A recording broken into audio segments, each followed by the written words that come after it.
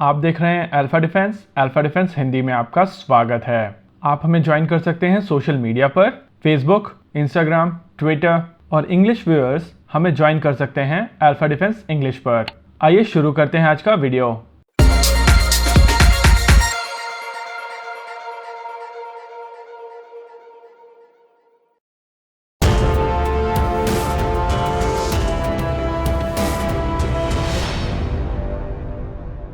आज के इस वीडियो में हम लोग बात करेंगे कुछ अपडेट्स के बारे में। आज की पहली अपडेट आ रही है यूनाइटेड स्टेट्स ऑफ अमेरिका की एयरफोर्स की तरफ से। यूनाइटेड स्टेट्स ऑफ अमेरिका के air force acquisition chief Will Roper ने मीडिया से बात करते हुए बताया कि उन्होंने एक नेक्स्ट जनरेशन फाइटर एयरक्राफ्ट हाल ही में टेस्ट किया है। यूनाइटेड स्टेट्स ऑफ अमेरिका की एयरफोर्स ने एक next generation air dominance fighter jet ना ही केवल डिजाइन किया है बल्कि प्रोटोटाइप भी बना लिया है और उसकी पहली फ्लाइट हो चुकी है। यूनाइटेड स्टेट्स ऑफ अमेरिका की एयरफोर्स ऑलरेडी F-35 लाइटनिंग 2 और F-22 रैप्टर उड़ाते हैं। ऐसे में नेक्स्ट जनरेशन फाइटर जेट एक 6th जनरेशन फाइटर जेट होगा, यानी कि इस रेस में भी यूनाइटेड स्टेट्स ऑफ अमेरिका सबसे आगे है।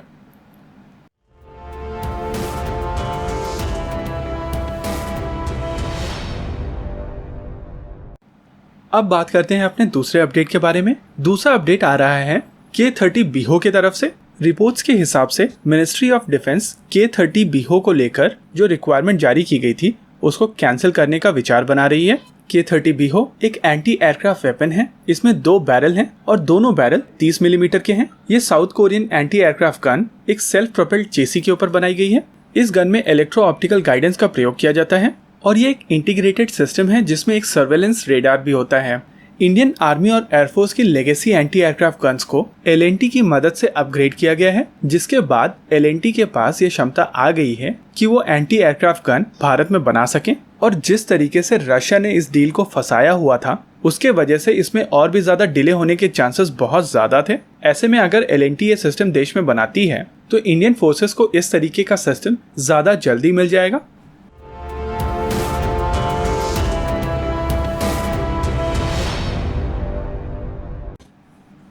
अब बात करते हैं अगले अपडेट को लेकर। अगला जो अपडेट है वो आ रहा है कराकल की तरफ से। भारतीय सेना कराकल की CAR-816 कार्बाइन खरीदना चाहती थी। इस कार्बाइन को लेकर बात काफी ज्यादा आगे तक बढ़ चुकी थी और केवल डील साइन होनी बाकी थी।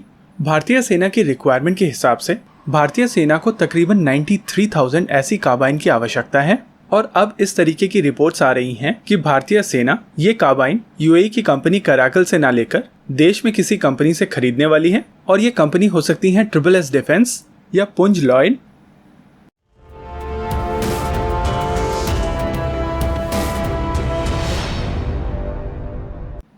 अब बात करते हैं अपने तीसरे अपडेट को लेकर। तीसरा अपडेट आ रहा है लाइन ऑफ एक्चुअल कंट्रोल से।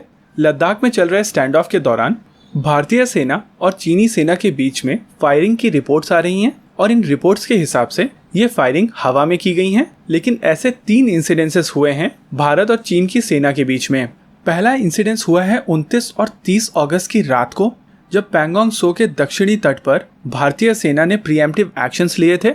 दूसरा इंसिडेंस हुआ था 7 सितंबर को और ये इंसिडेंस भी दक्षिणी हिस्से में हुआ था। लेकिन तीसरा इंसिडेंस जो 8 सितंबर को हुआ है वो पैंगोंग त्सो के फिंगर एरिया में हुआ है और ये तब हुआ था जब कोट अनकोट भारतीय सेना इस इलाके में रीएडजस्टमेंट कर रही थी।